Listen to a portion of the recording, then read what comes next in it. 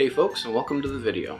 My name's Ross, and today I wanted to talk to you about my first playthrough of Gen 8 on the Switch, specifically Pokemon Sword, which I was able to pick up on one of those rare days where a Switch game is actually on sale and not full price. Hey, Nintendo.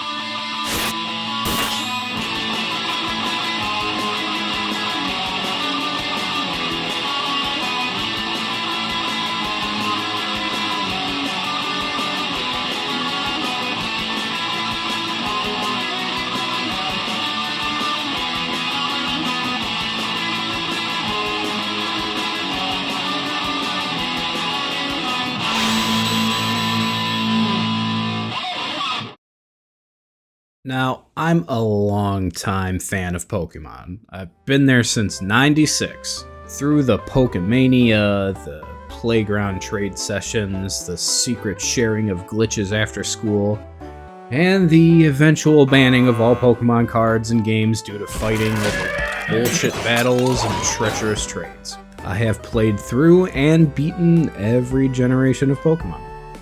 I have my favorites, like everyone else, but when it comes to a new Pokemon generation, I always try to find something specific about it that only that gen can provide. So let's give that same treatment to Gen 8 from the perspective of an old fan.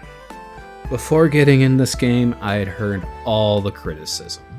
All the 40-minute YouTube videos talking about the chopped-down Pokemon roster, the permanent EXP share, the crappy online elements, the lack of old features like Pokemon following you, and Mega Evolutions being gone, replaced with the boring Dynamaxing mechanic, and yes, of course, I've even seen the Ocarina time-looking ass treat.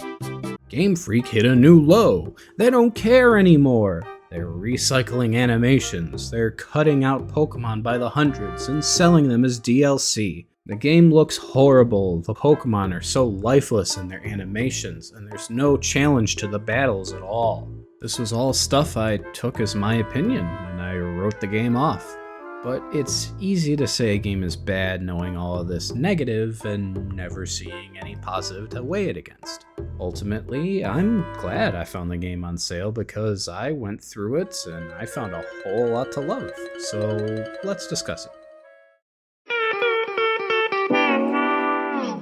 Starting with the setting, I'd say I was pretty neutral. I don't hate Scotland or rolling hills or sheep, but it ain't the first place that I want to plan a vacation for either. The formula hasn't changed at all, to no one's surprise.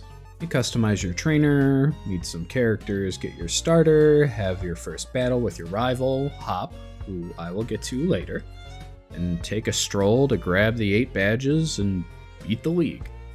Can't say I expected much in the way of formula shakeups, so not much disappointment there. Now, of course, I want Pokemon to grow into a more challenging, personalized, and immersive experience, but I feel that we've not made a good stride in that direction since probably Gen 5. There's not really much to say about the gameplay other than the new feature of the gym battles, that of course being Dynamaxing. Now, Dynamaxing in and of itself is just another take on Mega Evolutions. It's a super form you can only use once per battle on one Pokemon. It makes all their attacks much stronger. The only difference is that for 90% of the Pokemon you use it on, it just makes them really big. Woo. No form change or model change or anything, just big. From the outside looking in, this was a huge bore. I could not care less about this gimmick when it was shown to me in trailers and gameplay, but when I was actually in the gym battles, I felt something much different. The hype. The crowd roaring, the gym leaders posing, and the Pokemon bursting with power, and the motherfucking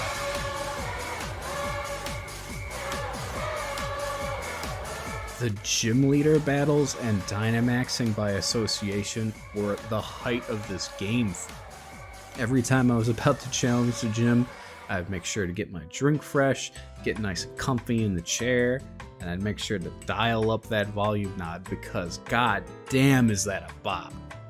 Now, while the battles were bombastic, there was still but one step in the pace of the game, and it wasn't typically a challenging. Some gym leaders gave me trouble, mainly Raihan, that beautiful bitch, but the game does not have a very interesting way of mixing up the pace. You go to a town, you solve some local issue, you beat a gym, and you move on. There was little to no challenge in either the battles or finding out where to go, as you're normally guided by the assistant professor or some league official or Hop. Which, by the way, let's talk about Hop.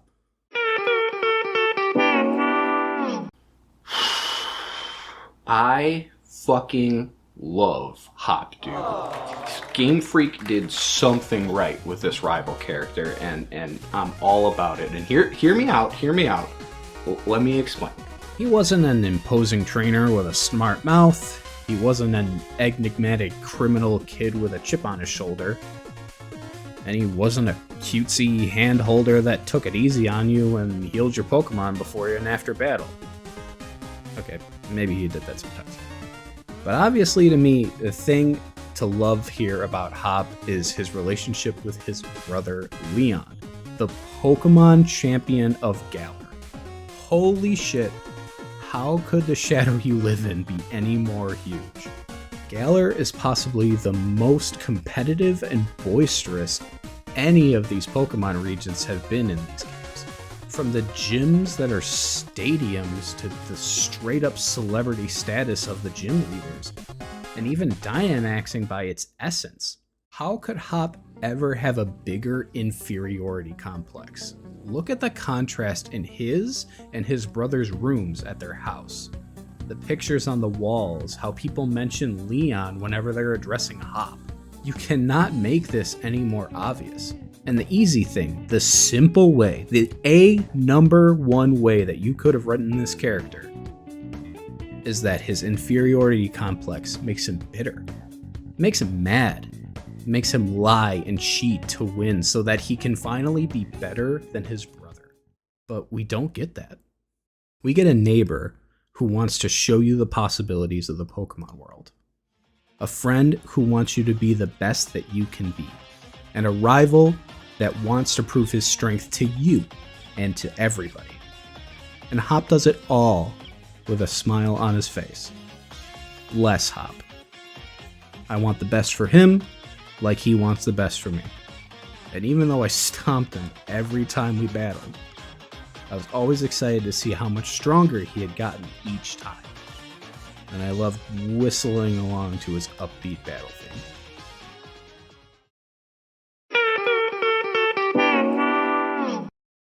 Going into this game, I knew a few issues beforehand that I needed to investigate for myself to see how they would affect my experience.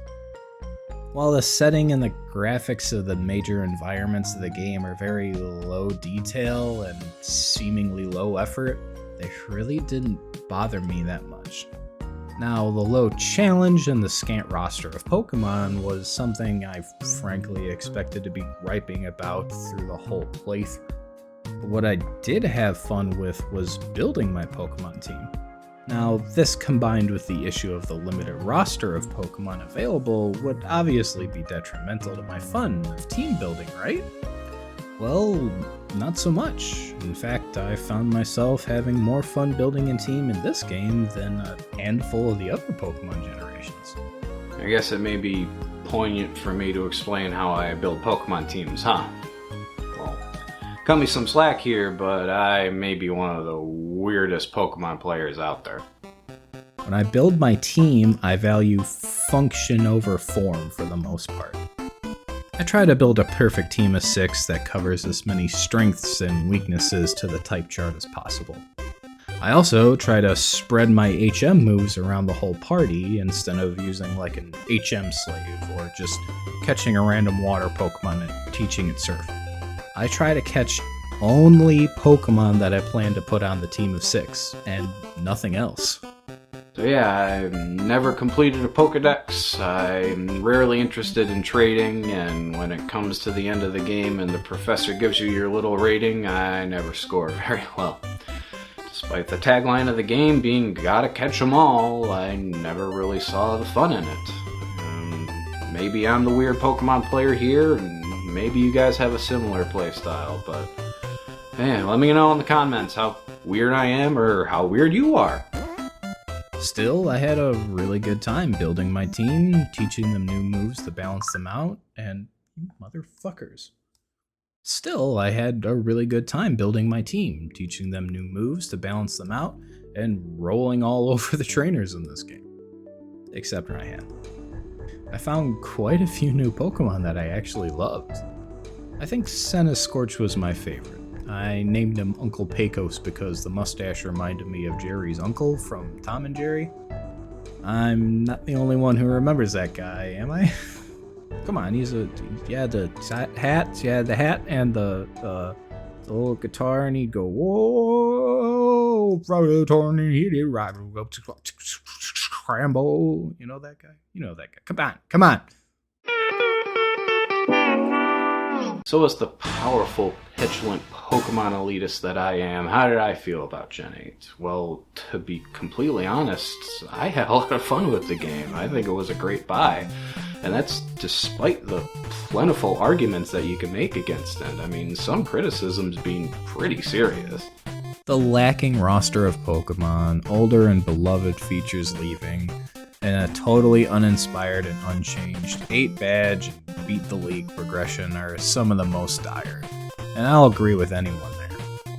The animations could be better, the graphics and route design could be way more interesting, and the dungeons are just slightly spicier routes. If any game franchise can make these improvements, then it could certainly be the most profitable one in existence, right? But besides these, the game had so much more qualities I loved. The hype of the gyms, the music, the characters of Hop, Marnie, Leon were all enjoyable to me. Pokemon is a franchise that's close to a lot of people's childhood, including my own. I want desperately for this series to break some traditions and give some shakeups to the formula, and hopefully get a huge payoff like we had with Breath of the Wild. Even though Pokemon Sword and Shield is very safe and measured by some standard, I feel there's a lot to like about it. The same gameplay loop is there, team building is still deep, and there's a mild amount of challenge, even though it's nowhere close to the other gens in difficulty. I think the charm of the character designs is still as strong as ever. Along with the personality and hype surrounding gym battles, that stuff was seriously another level. Despite obvious flaws, I recommend any Pokemon fan check out Gen 8, especially if you could find it on sale. Maybe you'll be like me and you'll actually have a nice time with it, even knowing all the issues that it has. And folks, don't let what you see online be the only reason you form an opinion on something. Sometimes you just need to experience stuff for yourself. And with that, have a good one, folks. Smug's empty. Gotcha. Hey folks, and thanks for watching. I appreciate you making it all the way to the end of the video, and sorry I haven't been around this often. I do hope you're doing well. Hope you're staying healthy. I have been busy and streaming a lot on twitch.tv/The Duke of Grease if you want to check that out. I've been streaming Kingdom Hearts, fighting games, horror games, working on the Dark Souls series soon, so hopefully I can see you there. Pokemon Arceus came out like a couple days ago. Actually watching my buddy play it too. It seems like a pretty cool direction. I'm hoping it pays off for Nintendo. It looks like it might be pretty fun, so I might be looking into that sometime too. And as always, you know, guys, I appreciate it if you could like the video, share it, subscribe to the channel if you are so inclined. If you're at all interested in these things I've talked about, I would really appreciate it. So hopefully I'll see you guys soon. Check me out on Twitter, check me out on Twitch. Love to talk with you. Fucking slap my phone around.